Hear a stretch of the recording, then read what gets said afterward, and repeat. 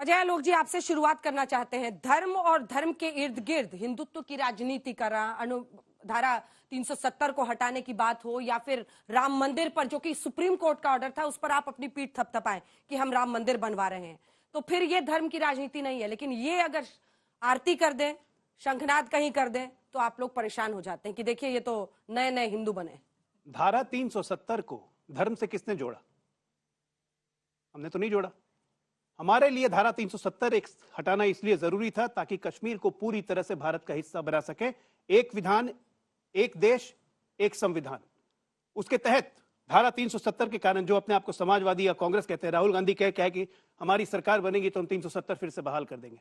क्या था सम 370 में?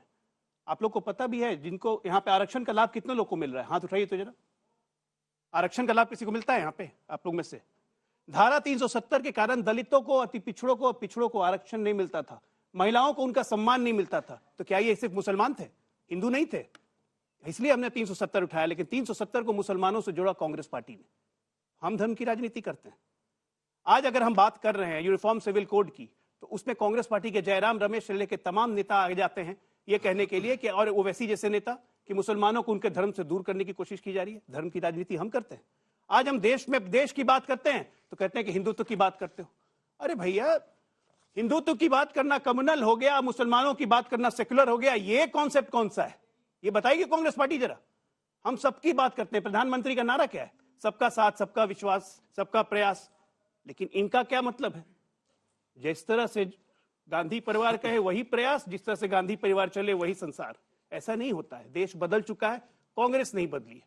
अब आप देखिए, एक तरफ आपने कहा कर्नाटका में धर्मांतरण कानून वापस, मतलब किसका कितना डेडली है आप सोचिए।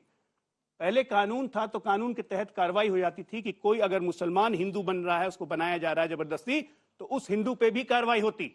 लेकिन अब कोई कार्रवाई नहीं होगी क्योंकि कानून वापस हो गया। ठीक है आलोक जी, दोनों पर आपका जवाब। और प्रश्न मेरा यह है कि क्या कांग्रेस पार्टी कंफ्यूज है हिंदुत्व को लेकर, या आपका मानना है कि 14 और 19 की जीत ने यह सुनिश्चित कर दिया है कि बीजेपी, जिसकी मुख्य विचारधारा हिंदुत्व के इर्द गिर्द है, अब वो इस देश में स्थापित हो चुका है, उसको नकार कर कोई भी इस देश में अब चुनाव नहीं जीत सकता है? वरना धर्मांतरण विरोधी कानून को कर्नाटक में पलटना और मध्य प्रदेश में आरती के साथ शुरुआत करना क्या संकेत देता है? देखिए, मुझे लगता है आरएसएस ने स्वयं ही कह दिया कि मोदी जी का चेहरा और हिंदुत्व का कार्ड अगले चुनाव में नहीं चलेगा।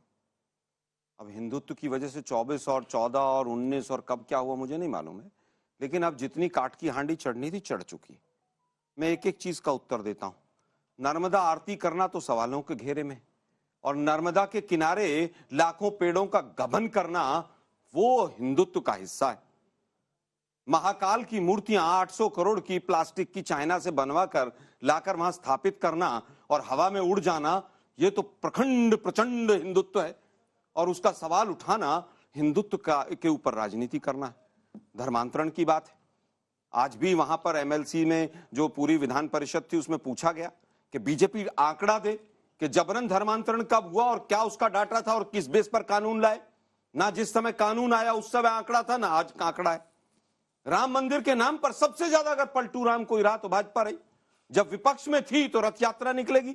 यह आस्था का विषय है, यह न्यायालय का विषय नहीं है, यह संसद का विषय नहीं है। पूर्ण बहुमत आया तो बोले तो न्यायालय फैसला करेगी, हम संसद में बिल नहीं लाएंगे। सबसे ज्यादा अगर किसी ने यू टर्न लिया तो वो प्रभु राम के ऊपर लिया गया। धारा 370 से तो जम्मू कश्मीर जुड़ा हुआ है। धारा 370 आज भी हिंदुस्तान के संविधान का हिस्सा है। उस तरह के 36 चेंज पहले हुए। 2 प्रधानमंत्री हुआ करते थे, हाई कोर्ट सुप्रीम कोर्ट नहीं था, पंचायती राज नहीं था, तमाम चीजें नहीं थी। इवन एजुकेशन पॉलिसी वहां की जो सेंटर की थी वो इंप्लीमेंट नहीं होती थी। तमाम फैसले लिए गए, लेकिन धारा 370 के नाम पर हटा दी। अरे भाई, 17 केस सुप्रीम कोर्ट में चल रहे हैं धारा 370 और 35A को हटाने के। अगर वो हट गई तो फिर वो केस क्यों चल रहे हैं? सुप्रीम कोर्ट समय क्यों नहीं दे रहा है? उन केसों को खत्म क्यों नहीं करते हैं? वापस आते हैं, यूनिफॉर्म सिविल कोड की इन्होंने बात की। 2018 में इन्होंने इलाका कमीशन बनाया था, लॉ मिनिस्ट्री ने। उसने रिपोर्ट दी अपनी कि हिंदुस्तान को यूनिफॉर्म सिविल कोड नहीं चाहिए। अब फिर चुनाव आ गए, 18 के बाद 19 था और अब 23 है, 24 में फिर चुनाव है। अब फिर एक लॉ कमीशन बना दिया है, 4 बीजेपी के लोग उसमें घुसा के अब वो सबसे राय लेंगे और राय के बाद कहेंगे कि साहब इसमें और राय लेंगे। फिर एक पैनल बन जाएगा जब तक चुनाव निकल जाएगा। यूसीसी जल्दी आना चाहिए। मैं फिर कहूंगा यूसीसी के ऊपर अगर कोई चीज ऐसी है, यूनिफॉर्म सिविल कोड अगर कोई लाना चाहते हैं आप, तो उसको आप एडवर्टीजमेंट मत कीजिए। मोदी साहब आपको 9 साल हो गए, किसी ने रोका था आपको? नवाज शरीफ ने रोका था। जवाब दे दूं? मैं फिर कहूंगा, मेरे साथी हैं बड़े पढ़े लिखे, मैं पूछना चाहूंगा कि यूसीसी के ऊपर कानून राज्य बनाएंगे या केंद्र बनाएगा? और अगर केंद्र बनाएगा तो इनके तमाम राज्यों के मैनिफेस्टो में क्यों होता है वो? ठीक है, इस पर जवाब एक लेंगे। मिनट, एक सवाल अंतिम सुनिए, बात एक सेकंड। कहूंगा। उत्तराखंड- धर्मांतरण विरोधी कानून पर क्या स्टैंड है आपका? होना चाहिए, नहीं होना चाहिए? देखिए, वापस ले लिया मैं भाई। फिर कहूंगा अलग अलग जगह मैं फिर कहूंगा धर्मांतरण विरोधी मैं फिर कानून। कहूंगा, देखिए धर्मांतरण, धर्म के नाम पर सबका साथ सबका विकास, क्या आप लोग सब मणिपुर में नहीं देख रहे हैं पिछले 1 महीने से क्या हो रहा है? इसी तरह के कानूनों का, इसी तरह के दुष्प्रचार का प्रभाव होता है।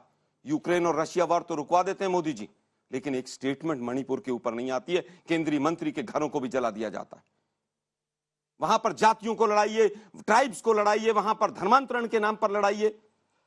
ये धर्मांतरण के नाम पर और तमाम जो मिसयूज होता है अंजना जी, उसके जवाब दे खिलाफ दो। है। छोटा सा फोर्स अब 1 मिनट हो गया। धर्मांतरण विरोधी मैं कानून फिर नहीं कहूंगा, होना चाहिए, मतलब जैसे कर्नाटक में जबरन धर्मांतरण परिवर्तन हाँ ऑलरेडी कानून में है कि आप जबरदस्ती नहीं करेंगे। ठीक है, छोटा सा जवाब। देखिए, बस मैं ये कह रहा हूं कि कांग्रेस का काम है अटकाना, भटकाना, लटकाना। धर्मांतरण कानून पे पूछा आपने सवाल, तो ले गए मणिपुर पे, जहां पे ट्राइबल की लड़ाई चल रही है, एथनिक क्लैशेस हो रहे हैं, जिसको सरकार कंट्रोल कर रही है।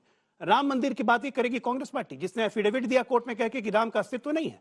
राम मंदिर की बात ये करेंगे जो 2019 में कपिल सिब्बल कोर्ट में खड़े होकर सुप्रीम कोर्ट में कहे, हुजूर मत कीजिए, अभी चुनाव आने वाला है, दूसरा असर पड़ जाएगा। क्या ड्रामाबाजी है!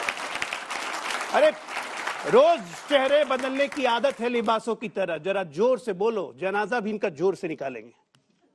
तिवारी जी, एक तिवारी- छोटा सा छोटा सा सीए और एनआरसी का जनाजा भी बड़े जोर से निकला था, तिवारी जी, पूरे देश को डिस्टर्ब करके रख दिया था। इस वो दिल्ली भी में लागू इस होगा। दिल्ली में चुनाव था, वो भी लागू होगा। शाहीन बाग डर मत से पालिए। इतने जोर से बटन दबाइए कि वोट पड़े। ये देश के गृह मंत्री कह रहे थे, देश के प्रधानमंत्री कहते हैं कपड़ों से दंगाइयों को पहचान लेता हूं, देश के गृह मंत्री कहते हैं कांग्रेस की सरकार अगर आएगी कर्नाटक में तो दंगे हो जाएंगे। फिर कहते हैं धर्म का यूज नहीं करते आप नहीं करते तो कौन करता है? केवल धर्म के आधार पर आप राजनीति करते हैं।